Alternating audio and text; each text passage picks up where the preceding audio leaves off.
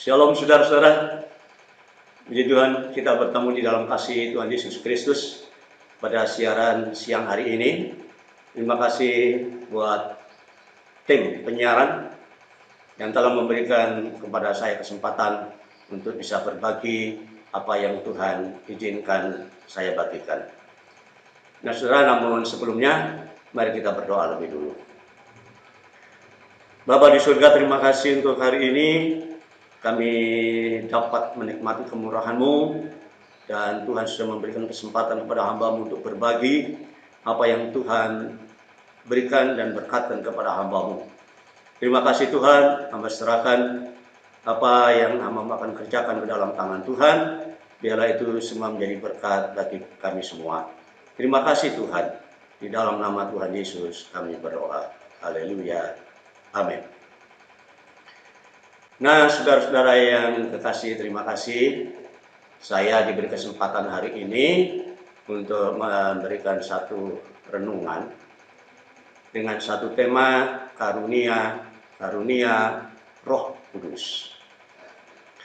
Saya yakin bahwa Bapak Ibu Saudara sekalian sudah mengerti dan memahami ini. Tetapi kepercayaan ini diberikan kepada saya untuk membagi apa yang Tuhan percayakan kepada saya untuk kiranya menjadi berkat bagi kita sekalian. Saudara-saudaraku yang kekasih, karunia Roh Kudus. Ya, apa sih karunia Roh Kudus itu? Nah, karunia Roh Kudus. Karunia itu sendiri maknanya, artinya adalah pemberian. Pemberian, ya, sesuatu yang diberikan. Nah, atau anugerah. Pemberian atau anugerah. Nah, saudara-saudaraku, karunia Roh Kudus itu merupakan pemberian-pemberian dari Allah. Yaitulah yang bisa dikatakan sebagai pemberian-pemberian rohani. Ya, pemberian-pemberian rohani. Nah, kita baca di dalam Efesus pasal 4 ayat yang ke-8. Itulah sebabnya, kata Nas, tatkala dia naik ke tempat yang tinggi, ia membawa tawanan-tawanan dan ia memberikan pemberian-pemberian kepada manusia. Saudara, mungkin ayat ini juga menimbulkan pertanyaan ya. Kenapa kenaikan Yesus tidak sendiri? Nah, kenaikan Yesus sendiri itu adalah fakta sejarah yang tidak bisa dipungkiri. Dan benar-benar nyata Tuhan Yesus pernah naik ke surga. Ya. Kenapa? Kenaikannya itu disaksikan oleh murid-muridnya. Ketika dia naik dan murid-muridnya memandang dan diteguhkan oleh malaikat ketika malaikat datang kepada mereka. Hei, orang-orang Yudea, kenapa kamu bengong? Dia yang naik itu juga. Nanti dia akan yang turun kembali. Saudara-saudara, Tuhan Yesus, Tuhan yang kita sembah, kita tidak salah. Karena dia adalah Tuhan yang maha kuasa sendiri. Dia datang ke dalam dunia untuk menolong manusia dan dia naik ke surga. Dan tatkala dia naik, ternyata tidak sendiri. Ada tawanan-tawanan yang dibawa. Mungkin kita sempat bertanya, loh, tawanan-tawanan itu siapa? Nah, saudara, sebelum Yesus datang ke dalam dunia, setiap orang mati itu semua dimasukkan dalam Hades yang terdiri dari dua tempat, yang satu di pangkuan Abraham, ya, Abraham Dom dan Hell Dom. Nah, di pangkuan Abraham itu aman, tentrem, ya. Karena apa? Mereka adalah orang-orang yang sudah percaya kepada Yesus secara nubuatan. Dalam perjanjian lama kedatangan Mesias itu sudah dinubuatkan, saudara. Dan apa yang terjadi? Orang-orang itu percaya dan pada akhirnya ditempatkan di pangkuan bapak orang percaya, yaitu Abraham. Tetapi di sisi lain, orang yang bertindak jahat, tidak percaya kepada Allah, itu ditempatkan di tempat yang berapi. Sehingga dia bisa kepanasan dan tiap hari berteriak-teriak, Bapak Abraham, tolong supaya Lazarus celupkan jarinya di air dan teteskan di lidah saya di sini. Sebab di sini saya kepanasan. Nah, saudara, beda tempat, beda lokasi. Di tempatnya Bapak Abraham aman tentrem, ya. Tetapi walaupun aman tentrem, tapi tiap kali dengar suara rintihan, suara tangisan, suara teriakan, ya risih juga. Coba kalau kita tinggal di satu tempat keluarga di kampung atau apa begitu, kita aman tentrem, tapi tetangga kita tuh ribut terus, nangis terus, apa kira-kira kita nggak risih? Udah pindah aja dari sini, ya. Tapi di tempat Bapak Abraham nggak bisa pindah, dia tetap mendengar tiap hari. Nah, tetapi ketika Yesus naik ke surga, maka tawanan-tawanan itu dibawa naik dan dipindahkan satu lokasi namanya di Firdaus. Ya, itu sebabnya tatkala ada dua penjahat yang disalibkan bersama-sama dengan Tuhan, salah satunya berkata kepada Tuhan, kalau engkau besok sudah turun sebagai raja, ingat akan saya ya. Apa jawab Tuhan? Mulai saat ini engkau sudah bersama-sama dengan aku di dalam Firdaus. Pindah sudah. Dia nanti ketika mati karena dia percaya Yesus, menghargai Yesus, dia tidak akan turun lagi ke Hades, tapi dia pindah ke namanya Firdaus. Ya, itu sebabnya di dalam kitab Wahyu pasal 14 ayat 13 dikatakan di sana, berbahagialah orang-orang yang mati di dalam Tuhan sejak sekarang ini. Kenapa? Karena bisa beristirahat dari jerih lelah dan segala perbuatan mereka mengikuti dia. Jadi orang yang mati dalam Kristus itu bahagia, saudara. Ya, jangan kemudian kasih karangan bunga, ikut berduka cita dan lain, ikut kehilangan dan saudara-saudara. Orang yang mati dalam Kristus itu berpindah lokasi, berpindah tempat dari dunia yang fana ini, beristirahat di Firdaus. Jadi orang yang mati dalam Kristus itu pindah. Ya, makanya siapa yang mau mati dulu, silakan. Ya. Tetapi kalau kita masih diberikan kesempatan hidup di dalam dunia ini, dikatakan ketika ia naik, ia memberikan pemberian kepada manusia.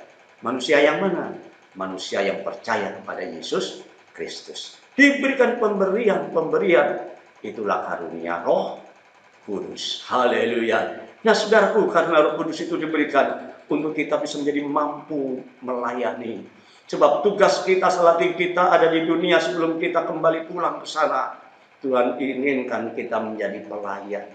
Ya, kamulah bangsa-bangsa yang terpilih, imam-imam yang rajani, bangsa yang kudus, umat kepunyaan Allah sendiri, supaya kamu pergi melayani, memberitakan segala perbuatan Tuhan yang besar, yang sudah mengeluarkan kamu keluar dari gelap menuju terangnya yang ajaib. Haleluya. Saudara, Roh Kudus, karena Roh Kudus diberikan kepada manusia untuk kita mampu masuk dalam pelayanan, ya. Nah, 1 Petrus pasal 4 ayat 10 mengatakan di sana, layanilah seorang akan yang lain sesuai, cocok, persis dengan karunia yang telah diperoleh tiap-tiap orang sebagai pengurus yang baik dari kasih karunia Allah.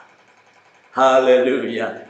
Nah, saudaraku, karena Roh Kudus ini bukanlah untuk menyatakan bahwa kita sudah punya jabatan, tidak.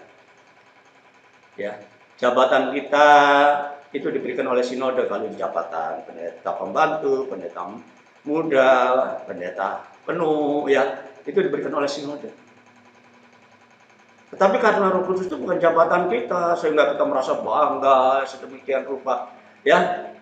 Tetapi itu merupakan bentuk karunia, pemberian dengan cuma-cuma kepada orang yang percaya. Ya. Dan sekali lagi, Roh Kudus itu, karunia Roh Kudus itu bukanlah bakat. Ya. Bukan bakat, melainkan karunia supaya kita bisa melayani Tuhan. Nah, kita coba lihat perbedaan antara karunia dengan bakat ini, ya. Nah, saudaraku, bakat itu didapatkan melalui orang tua, keturunan, ya. Jadi kalau keturunan, kalau orang tuanya penyanyi, maka dia punya bakat juga menyanyi. Pemain musik, dia juga bisa main musik, ya. Tapi karunia Allah enggak. Karunia Allah itu adalah pemberian dari Allah sendiri. Ya. Nah, sedangkan bakat ini dia dapatkan ketika dia dilahirkan oleh orang tuanya. Bakatnya itu mengikut, ya, apa yang menjadi keahlian, kemampuan, atau kebiasaan orang tuanya bisa mengikut kepada anaknya. Tetapi karunia itu diberikan ketika saat bertobat. Bertobat itu artinya berbalik, berhenti dari perbuatan-perbuatan yang lama, kita bertobat dan kita menjadi manusia yang baru. Ya. Dan bakat ini juga ketika dia dapatkan, maka digunakan untuk kepentingan manusia. Dirinya sendiri, andai kata dia menggunakan, mempraktekkan bakat itu bermain musik, itu dia jadi bangga, orang lain yang dengar jadi senang. Kalau dia mendapatkan bakat untuk bisa menyanyi, suaranya merdu sekali, nah orang lain yang mendengarnya juga senang. Tetapi karena Roh Kudus bukan untuk itu, karena Roh Kudus itu untuk kepentingan tubuh Kristus. Ya, tubuh Kristus yang di dalamnya banyak anggota tubuh. Dan Kristus sendiri adalah kepala. Ya. Jadi tubuh Kristus itu harus terbina sedemikian rupa, saling bekerja sama dengan bakat-bakat yang kalau orang manusia katakan sebagai bakat, tetapi di dalam Tuhan itu karunia-karunia yang diberikan kepada kita untuk saling melayani satu dengan yang lain buat pertumbuhan tubuh Kristus ini. Haleluya. Nah, saudara, fungsi atau gunanya karunia Roh Kudus itu bukan untuk gengsi, ya, bukan untuk kebanggaan, sehingga kita bisa berkata, "Nih, aku punya karunia, aku bisa menyembuhkan orang sakit, aku bisa membangkitkan orang mati, aku bisa mengadakan mujizat," sehingga menjadi bangga diri, sombong. Bukan, tidak, saudara, tidak, ya, karena Roh itu lemah lembut, tidak, bukan untuk gengsi. Tetapi memang Roh Kudus dikaruniakan pertama untuk membangun diri sendiri. Yang kedua, itu untuk meneguhkan jemaat. Ya. Jadi kita perhatikan di dalam 1 Korintus pasal 14 ayat 4 dan 5. Siapa yang berkata-kata dengan bahasa roh, salah satu karunia itu, ia membangun dirinya sendiri. Tetapi siapa yang bernubuat, ia membangun jemaat. Ya, jadi ketika kita mungkin mengalami satu pergumulan di dalam hidup dan kita berdoa secara pribadi dan kemudian kita menggunakan bahasa roh, maka kita terbangun hidup kita. Ya. Tetapi kalau kita sedang berada di dalam kumpulan jemaat dan kemudian kita menggunakan bahasa lidah, itu tidak ada artinya bagi mereka. Ya. Tetapi kecuali kalau ada yang menafsirkan dan kemudian itu dalam bentuk nubuat, itu meneguhkan jemaat, ya. Itulah sebabnya kata Paulus, aku suka supaya kamu semua berkata-kata dengan bahasa roh, tetapi lebih daripada itu supaya kamu bernubuat, sebab orang yang bernubuat lebih berharga daripada orang yang hanya berkata-kata dengan bahasa roh. Kecuali kalau orang itu juga menafsirkannya sehingga jemaat dapat dibangun. Jadi saudara, fungsi dari karunia Roh Kudus ini sesungguhnya adalah untuk meneguhkan jemaat, meneguhkan diri sendiri. Jadi luar biasa ketika dia naik, dia memberikan pemberian-pemberian itu supaya orang-orang percaya itu tetap terpelihara dan juga tetap dapat melakukan apa yang menjadi tanggung jawab di dalam pelayanannya. Haleluya. Nah, saudaraku, karunia roh itu beragam. Dalam arti tidak hanya satu saja berkata-kata dalam bahasa roh, dan beragam. Ya, dalam 1 Korintus pasal 12, di situ disebutkan ada 9 karunia roh. Tetapi untuk mudah mengingatnya, saya biasanya mengelompokkan dalam 3 bagian. Yang pertama adalah kelompok pengungkapan sesuatu yang dibukakan, marifat dan membedakan roh. Yang kelompok kedua adalah pekerjaan atau kuasa Itulah iman, mujizat, dan menyembuhkan. Ya, jadi itulah kelompok yang kedua. Sedangkan kelompok yang ketiga, itulah perkataan, artinya berkata-kata dalam bahasa roh, menafsirkan makna roh, dan nubuat. Ya, saudara. Jadi yang pertama adalah hikmat, marifat, dan membedakan roh. Yang kedua, iman, pekerjaan, dan mujizat. Iman bisa memindahkan gunung, ya. Pekerjaannya mengerjakan sesuatu sesuai dengan yang dikaruniakan oleh roh. Dan kemudian ketiga, berkata-kata dalam bahasa roh, menafsirkan makna roh, dan kemudian nubuat. Haleluya. Nah, saudara-saudaraku yang kekasih, siapa penerima Roh Kudus? Ya, nah, seperti saya katakan tadi bahwa ketika dia naik, dia memberikan pemberian. Siapa penerima Roh Kudus itu? Yang menerima, yang punya hak menerima adalah semua orang percaya. Ya, adalah pribadi-pribadi orang yang percaya kepada Tuhan, bukan kelompok, bukan golongan. Tiap-tiap pribadi yang percaya kepada Tuhan, dia punya hak menerima anugerah roh. Setidaknya setiap orang itu mendapatkan satu karunia, ya. Nah, di dalam Efesus pasal 4 ayat 7, di situ dikatakan, tetapi kepada kita masing-masing telah dianugerahkan kasih karunia menurut ukuran pemberian Kristus. Jadi Tuhan tahu ya sejauh mana karunia itu bisa dianugerahkan kepada kita, ditempatkan kepada kita. Tuhan tahu yang mana.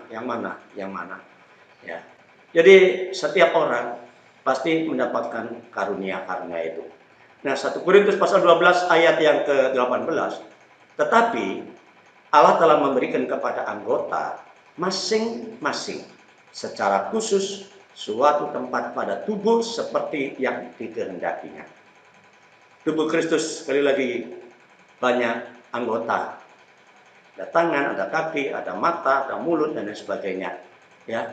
Tetapi masing-masing karunia yang diberikan setiap anggota itu untuk menopang dari pertumbuhan tubuh Kristus. Ya. Setidaknya satu karunia yang diberikan, ya, satu karunia, entahkah itu nubuat, ya, nubuat zaman sekarang dalam bentuk penyampaian firman Allah, atau mujizat bisa menyembuhkan orang sakit.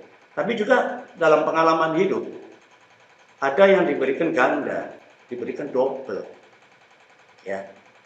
Puji Tuhan. Nah, saudara, saya dalam pengalaman pelayanan, saya juga diberikan karunia-karunia oleh Tuhan. Ya. Salah satunya adalah karunia memang bahasa roh. Ya, berkata-kata dalam bahasa roh. Saya biasa berdoa, ya, tetapi tidak begitu tunduk kepala langsung berkata-kata dalam bahasa roh, tidak. Ya, tetapi pada waktu yang khusus tertentu saya menggunakan bahasa roh. Kemudian nubuat itu zaman sekarang dalam bentuk bagaimana kita bisa menyampaikan firman Allah kepada setiap jemaat, ya, ketika kita berada di gereja, kita diberi kesempatan untuk menyampaikan firman Allah, itu bisa dikatakan sebagai nubuat. Ya, karena apa? Apa yang kita dapatkan dari Tuhan itu kemudian Tuhan izinkan dibukakan, diungkapkan, ditafsirkan, dan kemudian dibagikan kepada jemaat. Ya. Tetapi di samping itu juga Tuhan memberikan karunia pada saya, karena pekerjaan itu mujizat dan lain sebagainya.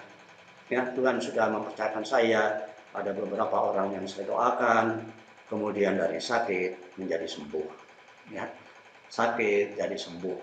Ya, dan ada satu hal yang sangat luar biasa yang Tuhan percayakan ketika saya mendoakan jemaat yang sudah meninggal, saudara. Ya, dia sudah di rumah sakit, sudah ditutup dengan kampas, ini matanya, ini orang tuanya sudah disuruh sama dokter, sudah ibu cuci muka ke sana. Tapi ketika saya datang dan saya minta izin untuk berdoa, saudara, dan saya doakan ketika namanya itu Yesaya, dipanggil oleh istri saya. Yesa, bangun dia saudaraku. Dan sampai sekarang dia setia di dalam ibadah. Ibadahnya kekar. Ya, Tuhan percayakan itu.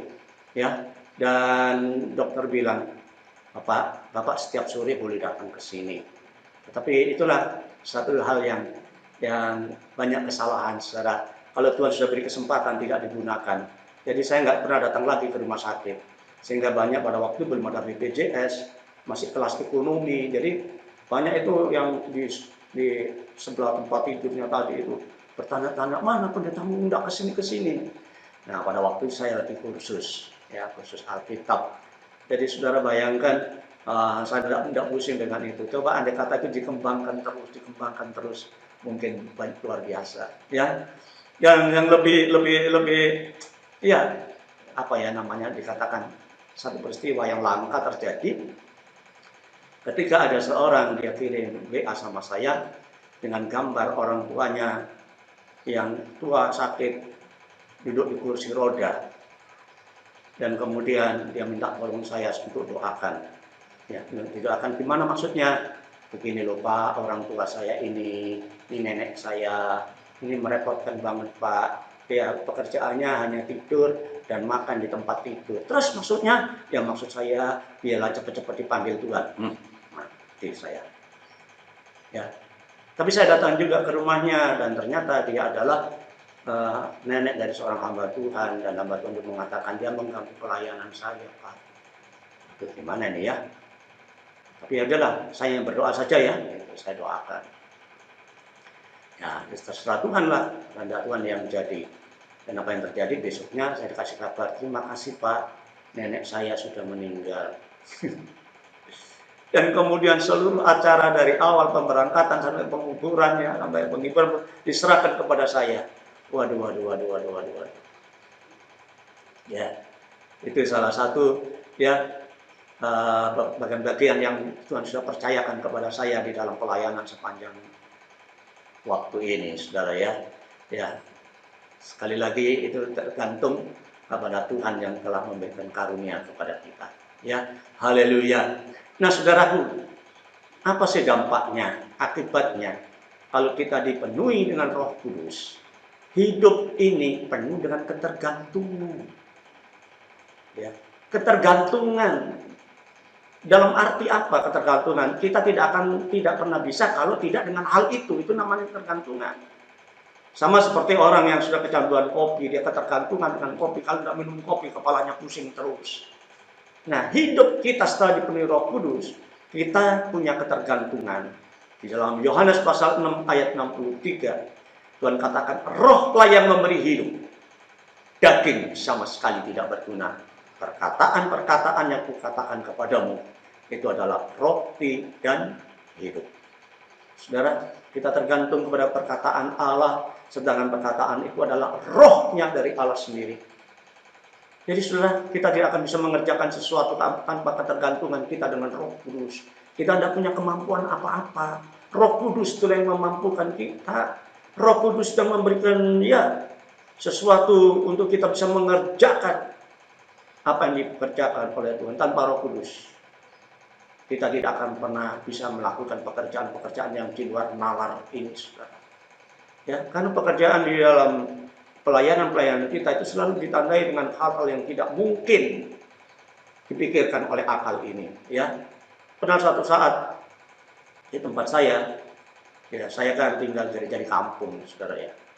Jadi orang-orang kampung itu pasti sudah banyak tahu. Ya. Dan kebanyakan memang yang menjadi anggota jemaat itu adalah orang-orang yang saya menangkan.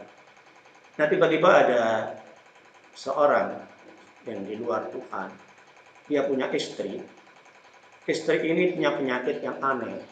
Ya. Penyakit aneh itu kalau dia lihat bangkai langsung dia kalau dia dengar omongan kotor pasti nah itu tiap hari mengganggu ya, sampai pada satu saat dia juga ikut ngelayat, ada orang meninggal, waduh tidak berhenti dia nah, sehingga yang ditolong, yang dikerumuni oleh orang bukan bangkai itu, tetapi orang ini. Nah, satu saat suaminya bilang, sana pergi gereja aja sana, biar disembuhkan. Wih, dia cerita begitu sama saya. Oke, ibu datang ke gereja aja.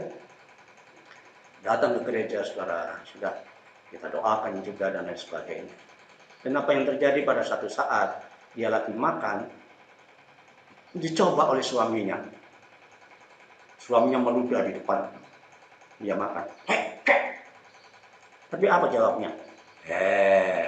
Sudah sembuh. Luar biasa. Saudara, karunia-karunia yang diberikan kepada kita untuk kita memiliki kemampuan melakukan sesuatu, tetapi itu pun terjadi karena kita tergantung dengan Roh Kudus, bukan oleh kekuatan kita. Tidak. Kita tidak mempunyai kemampuan apa-apa saudara tanpa Tuhan. Itulah sebabnya mari kita bergantung sepenuhnya dalam pelayanan kita, bukan oleh kemampuan pengetahuan kita, tetapi kita bergantung sepenuhnya dalam berkat dan pimpinan daripada Roh Allah. Ya, akibat dipenuhi dengan Roh Kudus, kita hidup penuh dengan ketergantungan. Dan juga pengabdian kita ini bukan terpaksa, tetapi sukarela. Ya, pengabdian kita dengan sukarela. Ya, tidak dengan paksa. Oh, harus begini saya nggak melayan Tuhan. Tidak. Dalam Roma pasal 12 ayat yang ke-11. Janganlah hendaknya kerajinanmu kendor. Biarlah rohmu menyala-nyala dan layanilah Tuhan. Jangan kendor, saudara. Ketika kita penuh Roh Kudus, kita punya semangat yang berapi-api, penuh pengabdian dengan sukarela, bukan tanpa pamrih. Ya, bukan dengan pamrih maksudnya. Ya, bukan dengan pamrih supaya begitu, enggak, tapi kita melayani dengan sukarela. Ya, hendaklah kerajinanmu jangan menjadi kendor, rohmu tetap menyala-nyala. Saudara, melayani Tuhan itu enggak mudah, saudara. Apalagi kalau kita memiliki jabatan gembala sidang. Waduh, itu paling enggak mudah, saudara. Ya, ada jabatan rasul, nabi, penginjil, gembala, dan guru. 5 jabatan. Ya, rasul itu sangat hebat, sebab itu jempol sekali. Dia menanamkan ajaran-ajaran langsung yang diberikan oleh Tuhan. Seorang nabi itu telunjuk yang biasa menunjuk-nunjuk. Hei, Herodes, kata Yohanes. Kenapa kau embat istri saudaramu Filipus itu? Berani dia nunjuk-nunjuk. Kalau penginjil, itu hebat. Dia paling tinggi, saudara ya. Hebat. Banyak dikagumi itu penginjil kalau dia kerja dengan mujizat. Ya, dengan tanda ajaib, dengan sesuatu terjadi. Kalau gembala itu manis. Dari manis itu, saudara ya. Haleluya. Dia apa-apakan gembala itu manis ketika dia melayani jemaat dengan benar. Masih saja ada salahnya. Kalau gembala itu kurus, gembala mulai rasan-rasan. Ya, gembalaku itu kurang berdoa, berkatnya nggak ada, lihat badannya kurus. Tapi kalau gembalanya gemuk, ya mereka tetap ngomong. Ya, gembalaku paling dimikir itu makan berkatnya pasti banyak itu. Lihat badannya jadi gemuk. Repot enggak? Tapi kalau dia menyampaikan khotbahnya dengan keras, mulai ini pendeta tidak punya perasaan. Ya, selalu menyakiti hati orang karena khotbahnya terlalu keras. Tapi kalau khotbahnya lembut, gembala tidak punya wibawa. Repot enggak? Tapi janganlah hendaknya kerajinanmu kendor, biarlah rohmu menyala-nyala dan layanilah Tuhan. Dengan sukarela, nanti dibayar atau tidak. Saudara, karena bukan bayaran yang kita dapatkan dari dunia ini, tapi yang dari surga. Ya, mungkin kita berada di gereja kecil, jangan kecilan. Tempat saya kecil kok, saudara. Sejak dulu memang kecil. Ya, itu mungkin juga kesalahan doa, saudara ya. Nah, ketika satu saat kontrak saya habis, tidak boleh ditambah lagi, saya mulai mencari tanah. Karena tahu jemaat itu kecil, modalnya nggak ada. Ada 3 tanah yang bersandingan, 1 12 meter, 1 4 meter, 1 9 meter. Yang 4 meter itu yang di tengah. Tapi saya berpikir, nah karena jemaat kan kecil, udah yang 4 ini saja saya berdoa, Tuhan, biarlah yang kecil-kecil saja tidak apa-apa. Waduh Tuhan, kita yang mendengar doa kita itu hebat. Benar-benar dikasih yang kecil. Saudara. Sampai sekarang gerejaku kecil, 4 meter. Ya, tapi panjangnya 43. Jadi kalau saya ibadah sekarang ada di atas, di bawah untuk pastor. Ya, tapi walaupun begitu saya tidak kendor, saudara, semangat saya melayani sampai sekarang itu masih ada. Bukan kekuatan saya, tetapi Roh Kudus yang menjadi ketergantungan saya kepadanya. Roh Kudus itulah yang memberikan kita ketergantungan sehingga kita bebas melayani dengan sukacita. Haleluya. Dan kita menjadi hidup yang tidak terkalahkan. Kenapa? Yang kita andalkan adalah Roh Kudus. Ya, Zakaria pasal 4 ayat 6, yang satu mimpi yang diberitahukan oleh malaikat kepada Zakaria. Ya, inilah firman Tuhan kepada Zerubabel bunyinya, bukan dengan perkasaan dan bukan dengan kekuatan, melainkan dengan Rohku, firman Tuhan semesta alam. Roh Tuhan memberikan kemampuan untuk melawan musuh, menghancurkan musuh. Saudara, haleluya, Tuhan Yesus pernah berkata, kalau aku mengusir setan dengan Roh Allah, maka kerajaan Allah itu sudah datang kepadamu. Luar biasa. Haleluya. 2 Timotius pasal 1 ayat 7. Sebab Allah memberikan kepada kita bukan roh ketakutan, melainkan roh yang membangkitkan kekuatan, kasih, dan ketertiban. Roh Kudus adalah kemampuan kita dalam menghadapi segala perkara. Ya, saudaraku, suatu mari hidup kita yang sudah mendapatkan karunia, saya tidak tahu karunia apa. Sekali lagi, setiap masing-masing diberikan paling tidak satu karunia, tetapi bukan untuk mengecilkan satu dengan yang lain. Sehingga yang ada jemaat yang kadang-kadang ciut hatinya. Kenapa? Yang lain mengatakan, apa kamu tidak bisa berbahasa roh? Lihat saya, kalau saya berdoa langsung berbahasa roh. Sehingga si anak merasa dirinya berdosa dan minggat dari gereja. Saudara bayangkan. Apakah kira-kira karunia itu hanya berkata-kata dengan bahasa roh? Sehingga kemudian harus dipaksakan berbahasa roh. Yang ayo berkata-kata. Turun, ikuti saya, ikuti saya. Bahkan ada kursus bahasa roh segala. Oh, salah. Ya, salah saudara. Roh itu diberikan masing-masing sesuai dengan kehendak Tuhan. Nah, marilah kita tetap bersyukur kalau sampai hari ini kita masih diizinkan oleh Tuhan ya melayani, dan sekali lagi pelayanan kita itu bukan karena kekuatan kita, bukan karena kepandaian kita, bukan karena teologi kita, tetapi sekali lagi ketergantungan kita kepada karunia Roh Kudus. Kiranya pada kesempatan ini Tuhan memberkati kita semua. Ya, mari kita tunduk kepala. Bapa yang ada di surga, terima kasih. Tuhan memberkati kami pada hari ini, sehingga kami dapat mendengar firman-Mu. Apa yang Tuhan sudah berikan kepada hamba-Mu, bila itu menjadi berkat, dan setiap pribadi diberkati oleh Tuhan. Terima kasih Tuhan, dan semuanya kami kembalikan hanya bagi hormat, kemuliaan, dan kebesaran nama Tuhan. Dalam nama Yesus, haleluya. Amin.